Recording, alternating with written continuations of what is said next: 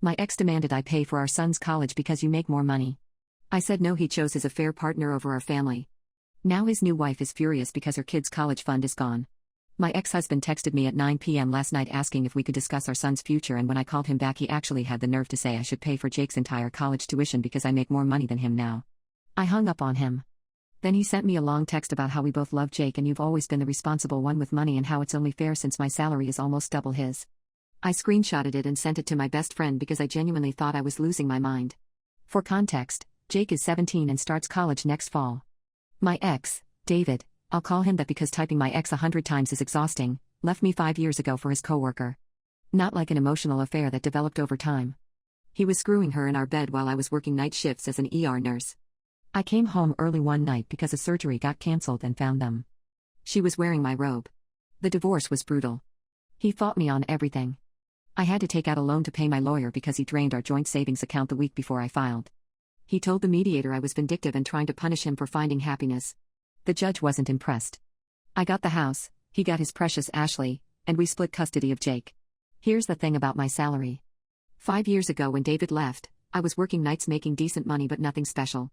After the divorce I went back to school, got my nurse practitioner license, and busted my ass to move up. I worked double shifts, took every certification course I could, and now I make good money because I earned it. David, meanwhile, quit his job at the tech company 2 years ago to pursue his passion for woodworking. Ashley supported this decision fully, I guess because she makes okay money in HR. So last night after that text, I couldn't sleep. This morning he called again. Look, I know things ended badly between us, he said, and I could hear Ashley coaching him in the background. But Jake is what matters now. He got into state and the tuition is manageable if we work together. We have a college fund, I said. We started it when he was born. That's gone. I actually pulled the phone away from my ear and stared at it. What do you mean gone? Ashley's kids needed it more. Megan's tuition was due and Tyler needed. I hung up again. Then I checked the account. The college fund we'd both been contributing to for 17 years. $43,000. Empty. Transferred out 8 months ago. I called my lawyer.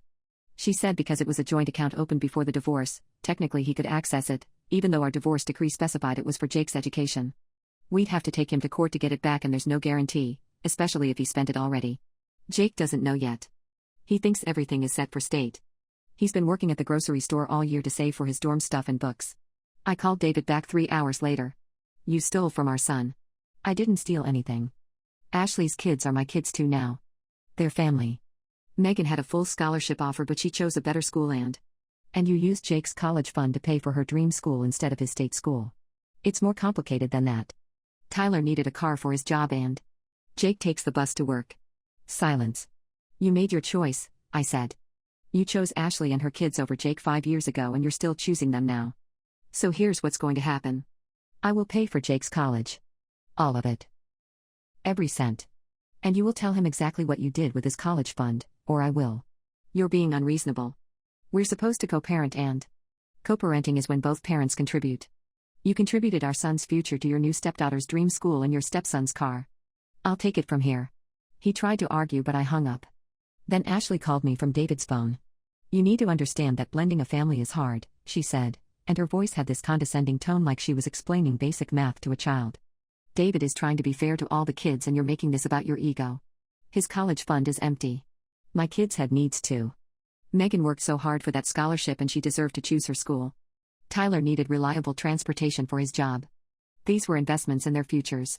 Jake had $43,000 invested in his future and now it's gone. David and I talked about it and we agreed we'd all contribute to Jake's college when the time came. You make almost 6 figures now, you can afford it. We're barely getting by. Because David quit his job to make birdhouses. He's pursuing his passion and I support that. You're just bitter because you're alone and we're happy.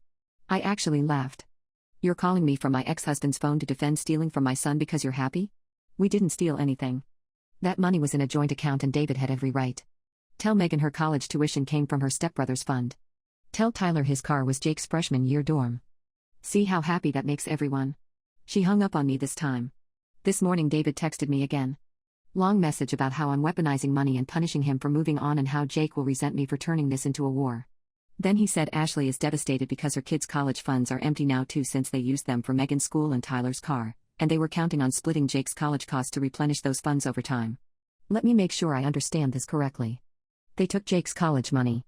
Spent it on Ashley's kids. Emptied Ashley's kids' college funds too. And were planning to use the money they'd saved by splitting Jake's tuition with me to refill those funds. Essentially using money I'd contribute for Jake's school to give Ashley's kids their college funds back. I screenshotted everything and sent it to my lawyer. Then I told Jake. He's sitting on the couch right now not talking to anyone. He tried calling his dad and David didn't answer.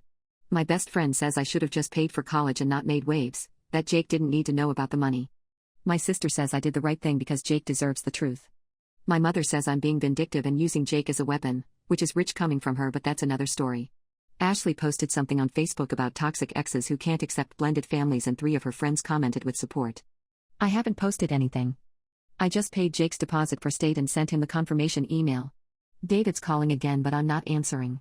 Am I a butthole for refusing to help pay for college and telling my son what his father did with his college fund? Jake's father showed up at my house yesterday morning without warning and tried to force his way past me when I opened the door. I had to physically push him back onto the porch. He was yelling about how I'd poisoned Jake against him, how I was a manipulative bitch who couldn't stand to see him happy. The neighbors definitely heard everything. Mrs. Chen from next door actually came out and asked if she should call the police. Go ahead, David said to her. Call them. They can witness how this woman is destroying my relationship with my son. I told Mrs. Chen it was fine and pulled David inside before this turned into a bigger spectacle. He smelled like he'd been drinking even though it was barely 8 a.m. Jake won't answer my calls, he said once we were in the living room. He won't respond to texts. Ashley tried reaching out to him and he blocked her. Maybe because you stole $43,000 from him. I didn't steal anything. That money went to family. Ashley's kids are my family now. Then Ashley's kids can be your family at Thanksgiving. Jake told me this morning he's spending it with me. David's face went red. You turned him against me. You told him a twisted version of what happened and now he thinks I'm some kind of monster. I showed him the bank statements. I showed him your texts about using my contribution to his college to refill Megan and Tyler's funds. He drew his own conclusions. He's 17. He doesn't understand how blended families work. He understands his college fund is gone and his step-siblings got a free ride. David sat down on my couch without asking, which pissed me off because this isn't his house anymore. Ashley is devastated. Megan is crying every day because Jake won't talk to her. This is tearing our family apart. Your family, I said. Not Jake's. You made that clear when you chose them over him. I chose to treat all the kids equally. Equally would be splitting that $43,000 3 ways. You gave it all to Ashley's kids. He didn't have an answer for that. Just sat there looking at his hands. Then he said, I need you to talk to Jake. Tell him I didn't mean to hurt him. Tell him this was a financial decision, not personal. It was absolutely personal. You picked your new wife's kids over your own son. Ashley needed my support. Her ex doesn't pay child support regularly and the kids were struggling. What was I supposed to do? Not steal from Jake. Stop calling it stealing. I told him to leave. He refused. Said he wasn't going anywhere until I agreed to fix this mess I'd created. I pulled out my phone and started dialing the police. He left. 3 hours later, Ashley called me from her work phone since I'd blocked her personal number. She was crying, which I did not expect. Please just talk to Jake, she said. David is falling apart. He barely sleeps. He's not eating. This is killing him. He should have thought about that before he emptied the college fund. We were going to pay it back. We had a plan. Your plan was to use money I contributed for Jake's tuition to refill your kids' college funds. That's not paying it back, that's robbing Peter to pay Paul. You don't understand the pressure David was under. I needed his help and he stepped up like a real partner should. A real parent protects their child's future. He chose you. She was quiet for a minute. Then she said something that made my blood run cold. Megan's scholarship offer was contingent on her committing by a certain date. We didn't have time to figure out another solution. The money was just sitting there and Jake still had a year before college. We thought we'd have time to replace it. You thought wrong. I know. But please, Jake is part of our family too. He's welcome in our home anytime. We love him.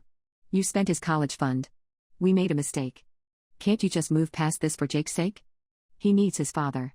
I hung up. Then I blocked that number too. The real nightmare started yesterday afternoon when Jake came home from school and told me David had shown up to the school parking lot and tried to talk to him. Jake's friend saw it happening and came over, which made David back off. But Jake was shaken. He asked me if his dad had always been like this and just hid it better, or if Ashley changed him. I didn't know how to answer that. 5 years ago David was a decent father. Not perfect, but present. He came to Jake's baseball games. He helped with homework.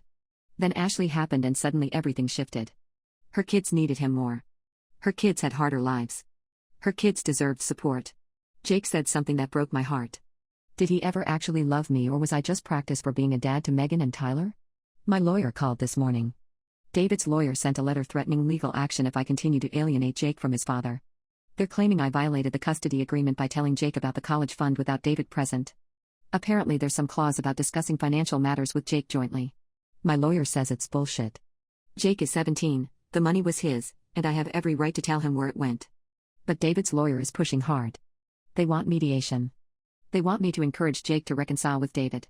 They want me to contribute to family therapy for David, Ashley, and the kids including Jake. I told my lawyer no to all of it. If David wants a relationship with Jake, he can start by putting $43,000 back into that college account.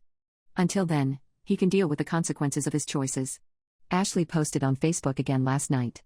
Didn't name me directly but talked about bitter exes who weaponize children and the real victims of divorce. Her friends are eating it up. Lots of comments about how hard blended families are and how some people just can't move on.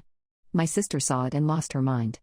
She commented, maybe don't steal from your stepson's college fund, with screenshots of the bank transfers. Ashley deleted the whole post within 10 minutes. Jake asked me this morning if he should reach out to his dad. I told him that's entirely his choice and I'll support whatever he decides. He nodded and went to school. He hasn't mentioned it since. Am I wrong for not pushing Jake to forgive his father? David's lawyer sent formal custody modification papers 3 days ago requesting that I lose primary custody because I'm creating parental alienation. The document is 12 pages long and reads like fiction. According to David, I've been systematically poisoning Jake against him since the divorce. I've made false claims about the college fund being stolen when it was a family financial decision made in good faith. I've refused to facilitate father-son contact. I violated the spirit of our custody agreement by failing to encourage a healthy relationship between Jake and his father's new family. My lawyer called it desperate nonsense.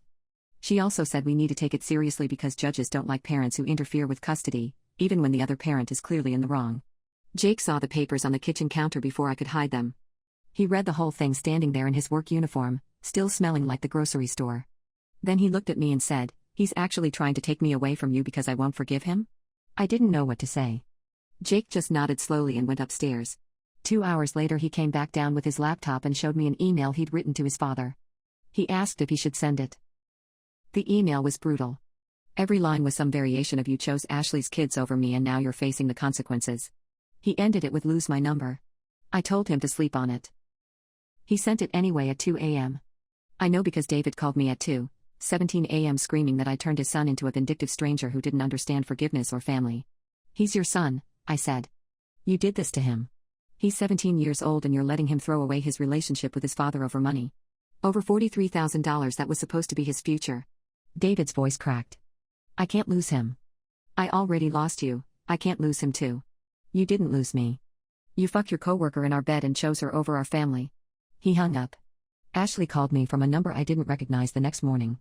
She was done crying, just cold and angry. "You've won," she said. "Jake hates us.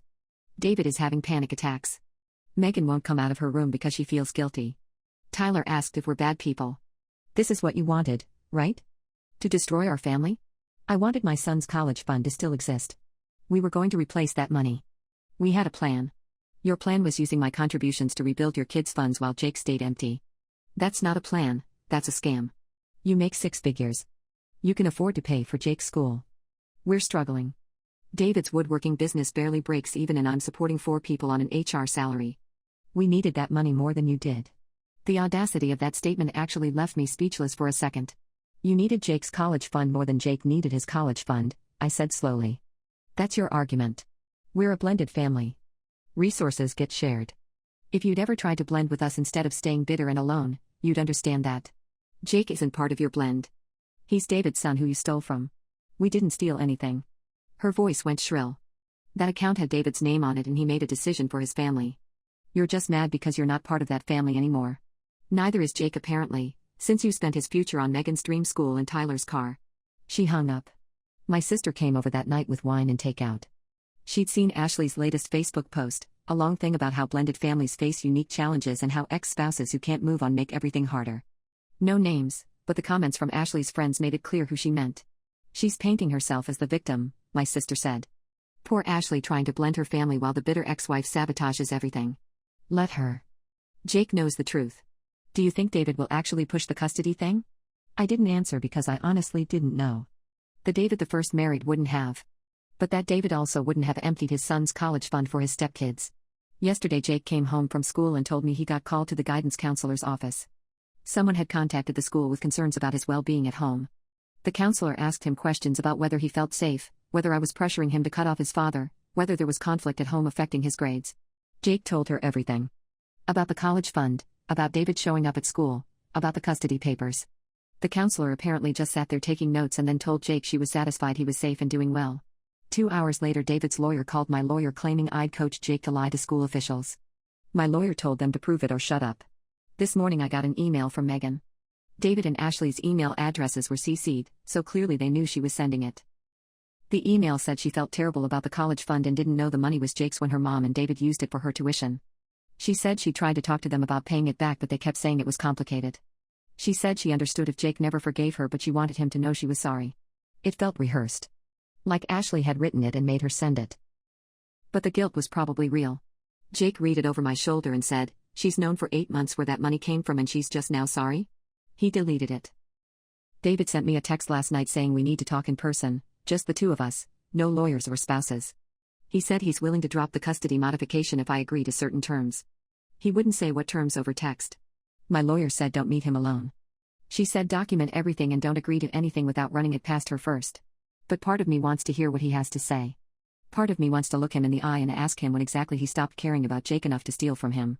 Jake said if I meet with David, he's coming with me. He said he's not a kid anymore and he deserves to be part of conversations about his own life. He's right. But I don't want him in the room if David starts making excuses or playing victim. I don't want Jake to hear his father prioritize Ashley's feelings over his again. My best friend thinks I should ignore David completely and let the lawyers handle everything. My sister thinks I should meet him and record the whole conversation. My mother, who's been mostly silent through all of this, called yesterday and said I should consider whether I'm making this worse by being inflexible. That one stung because it came from her. She knows what David did. She knows about the college fund. And she still thinks I should be more flexible. Am I making this worse by refusing to compromise with David? I met David at a coffee shop near his work yesterday and brought Jake with me despite every instinct screaming not to. David looked like he hadn't slept in days. Unshaven, wrinkled shirt, dark circles under his eyes. He ordered black coffee and didn't touch it. Jake sat next to me and wouldn't look at his father. "Thank you for coming," David said. His voice was hoarse. "Both of you." Jake didn't respond. I waited. "I'm dropping the custody modification," David said. "My lawyer thinks I have a case but I'm done fighting. I can't do this anymore." "Okay," I said. "But I need something from you." He looked at Jake now. "I need you to understand that I didn't do this to hurt you. The money, the decisions I made, they weren't about choosing Ashley's kids over you. They were about trying to keep everyone afloat." Jake spoke for the first time. "You used my college fund to pay for Megan's tuition and Tyler's car. I used money from an account I had access to for family expenses. That's what parents do. I'm your family." "They're not." David flinched like Jake had hit him. "They are my family. When I married Ashley, they became my family too. Just like you're still my family even though your mother and I aren't together. Then why did their needs matter more than mine? They didn't. It wasn't about more or less. It was about timing and urgency and making impossible choices with limited resources. I'd been quiet until then but I couldn't stay silent anymore. You had $43,000 set aside specifically for Jake's education. That wasn't limited resources. That was his future and you gave it away. I borrowed it. There's a difference. You borrowed it without asking Jake and you had no way to pay it back." David's face went red. "I had a plan. If you'd been willing to split his tuition costs like reasonable co-parents, I could have rebuilt that fund over the next 4 years. But you had to make this into a war." Jake stood up. "I'm not listening to this." "Sit down," David said. Not yelling, but firm. "You wanted to be here. You wanted to be part of this conversation. So be part of it." Jake sat. His jaw was clenched so tight I could see the muscle jumping. "Your mother makes almost twice what Ashley and I make combined," David said. "She can afford to pay for your college without breaking a sweat. We couldn't afford to help Megan without using that fund. Would you have wanted me to tell her no? To tell her she couldn't go to her dream school because her stepfather wouldn't help her?" "Yes," Jake said simply. "Because that money wasn't yours to give her. I'm her parent now. Parents help their kids. You're my parent first." The silence after that was brutal. David looked at his untouched coffee. His hands were shaking. "I know I messed up," he finally said. I know I should have talked to you first. But I need you to understand the position I was in. Ashley's ex doesn't pay child support. The kids rely on us completely. When Megan got that scholarship offer with the deadline, we didn't have time to figure out loans or payment plans. The money was there and I made a call. The wrong call, I said. Maybe. But I made it for the right reasons. Jake made a sound that was almost a laugh. The right reasons. You wanted to impress Ashley. You wanted to be the hero who saved her kids. You wanted her to pick you over her ex. That's not fair. You picked her over me. That's exactly what happened. David looked at me like I was supposed to defend him. When I didn't, he turned back to Jake. I love Ashley. I love her kids. That doesn't mean I love you less. It means you put them first when it mattered. David's phone buzzed. He ignored it. It buzzed 3 more times in quick succession. He finally looked at it and his expression changed. I have to go, he said, standing up. Ashley's having a panic attack. She needs me. Jake's laugh was bitter this time. Of course she does. This isn't about her manipulating me. She has anxiety and this situation has made it worse. Everything makes it worse with her, Jake said. She cries, you run. She needs you, you drop everything. Meanwhile, I'm sitting here trying to understand why my college fund is gone and you're checking your phone. David looked genuinely torn. His phone kept buzzing. We're not done here. Can we meet again? Just you and me? No, Jake said. Please. I'm your father. I deserve a chance to fix this. You had 18 years of chances. You used my college fund on your do-over family. We're done. David left. Didn't argue, didn't fight, just walked out to go comfort Ashley. Jake watched him through the window getting into his car. He's never going to get it, Jake said quietly. He actually thinks he did the right thing. We sat there for another 20 minutes. Jake's coffee went cold. Mine too. Finally he said he wanted to go home. That was yesterday. This morning I got an email from David's lawyer. Not about custody this time. About the college fund. They're arguing that since the account was opened during the marriage and had both our names on it, the funds were marital property subject to division. They claim David's use of the money was within his rights as joint account holder and that any attempt to force repayment would require litigation that could take years. My lawyer called it a scare tactic. She also said they're not entirely wrong about the difficulty of forcing repayment. Then this afternoon Jake showed me something that made my stomach drop. He'd been scrolling Instagram and found a post from Tyler, Ashley's son. It was a photo of his car, the one bought with Jake's college money, with a caption about being grateful for his stepdad helping him get reliable transportation for work. The comments were full of people congratulating Tyler and praising David for being such a supportive stepfather. Ashley had commented with heart emojis. Megan had commented saying their family was blessed to have David. No mention of where the money actually came from. Jake screenshotted it and sent it to his father with one message: "This is what you chose." David hasn't responded. My sister called tonight asking if I'd heard about David's mother. She'd apparently told someone at her church about the college fund situation and it spread through their congregation. Now David's mother is getting questions about why her son would steal from his own child. She called David yesterday and reamed him out. My sister heard this from her friend who goes to the same church. Apparently David's mother threatened to pay for Jake's college herself just to prove her son raised him better than he's raising Ashley's kids now.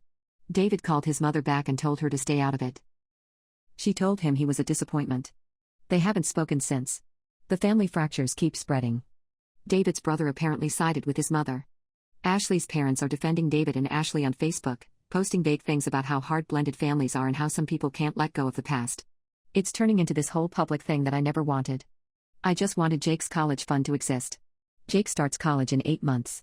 I've paid his deposit, set up his housing, handled his financial aid paperwork. Everything is covered. He's going to state just like he planned. But he's not the same kid he was 3 months ago when this started. He's quieter. More cynical. He told me yesterday he's glad I make good money because at least he knows I won't steal from my future kids to pay for my current one. That comment haunts me because Jake shouldn't have to think that way about parents at 17. Should I have just kept quiet about the college fund and paid for everything without telling Jake what his father did? Jake graduated high school 2 weeks ago and didn't invite his father to the ceremony. David found out through his mother, who Jake did invite. She told him the day before graduation. David showed up anyway and tried to sit with family. Jake's principal had to escort him out after he refused to leave when I asked him to. He caused enough of a scene that 3 other parents recorded it on their phones. One of those videos ended up on Facebook. Ashley's friend shared it with commentary about bitter exes ruining special moments. My sister found it and reported it until it got taken down, but not before David's whole church group saw it. David's mother called me the next day and apologized. Said she'd raised her son better than this and she was ashamed of what he'd become. She wrote Jake a check for $15,000 toward his college expenses and told him his grandfather would have been disgusted by what David did with that college fund. Jake cried when he opened the card. First time I'd seen him cry since this whole thing started. The custody modification threat never went anywhere. David's lawyer apparently told him he had no case, especially after Jake turned 18 3 weeks ago. The day after his birthday, Jake legally changed his emergency contact information to remove David completely. Put me down as primary and my sister as secondary. David sent him a birthday text. Jake didn't respond. Ashley's been quiet on social media since the graduation video got taken down, but I heard through my sister's friend that things aren't great in their house. Megan apparently told her mother she feels guilty every time she goes to class knowing Jake's fund paid for it. Tyler sold his car last month. No explanation given, but the timing feels deliberate. David's woodworking business folded in April. Turns out pursuing your passion doesn't pay bills when you have no business sense and a wife who enabled you to quit your real job. He's working retail now at a hardware store. Ashley's still in HR but picked up weekend shifts to make up the income difference. I know all this because David's mother tells Jake everything when they have lunch once a month. She's made it her mission to maintain a relationship with her grandson even if her son destroyed his own. Jake starts at state in 6 weeks. We drove up last weekend to tour his dorm and meet his roommate. He seemed lighter somehow. Not happy exactly, but less weighted down. On the drive home he told me he'd been seeing the school counselor since March to work through everything with his father. I kept thinking maybe I was wrong to cut him off, he said. Like maybe I should have been more forgiving or understanding. But then I'd remember sitting in that coffee shop watching him check his phone when Ashley texted, and I'd know I made the right call. I didn't tell him about the email David sent me last week. Long, rambling thing about how he'd made mistakes but he was still Jake's father and deserved another chance. How Ashley was struggling with the family being fractured. How Megan's grades had dropped because of the guilt. How Tyler was having trouble at work after selling his car and losing his reliable transportation. He ended it asking me to convince Jake to have dinner with him. Just once. Just to talk. I deleted it. Yesterday I got a call from David's mother. She wanted to let me know she told David she was cutting him out of her will unless he made things right with Jake. She has no intention of leaving money to a man who'd steal from his own son, and she wanted me to know so I could tell Jake that his grandfather's house and savings would come to him eventually. I thanked her but told her Jake doesn't need to know about inheritance. He needs to focus on school and building a life that isn't defined by what his father did to him. She understood. This morning Jake asked me if I ever regretted telling him about the college fund. If I thought things would be better now if I just quietly paid for school and never said anything. I told him the truth. That I'd thought about it 1,000 times. That watching him lose his relationship with his father had been one of the hardest things I'd ever witnessed. But that he deserved to know who his father really was, even if that truth destroyed their relationship. You made the right call, he said. I needed to know. David texted me an hour ago asking if Jake had received his graduation gift. I checked with Jake. He said his father sent a $50 gift card to a restaurant and a card that said proud of the man you're becoming. Jake threw both away. The $43,000 is never coming back.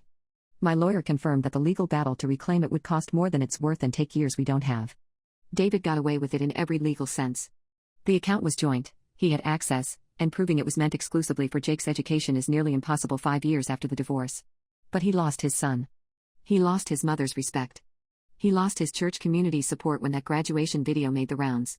He's working retail after his dream business failed, married to a woman whose kids feel guilty about the money that paid for their futures, living in a house where everyone knows what he did. Jake's thriving. Got a partial academic scholarship that helped offset costs. Has a work-study job lined up on campus. Made friends with his future roommate already. He's building a life that doesn't include his father, and he's okay with that. Some nights I wonder if I should have handled this differently. If there was a way to preserve Jake's relationship with David while still holding David accountable. If I was wrong to let Jake cut his father off so completely at 17. But then I remember David walking out of that coffee shop to comfort Ashley while his son sat there trying to understand why he wasn't enough. I remember him using Jake's future to fund his stepkid's dreams. I remember every choice he made that led here. He did this to himself. Am I wrong for not encouraging Jake to reconcile with his father before he leaves for college?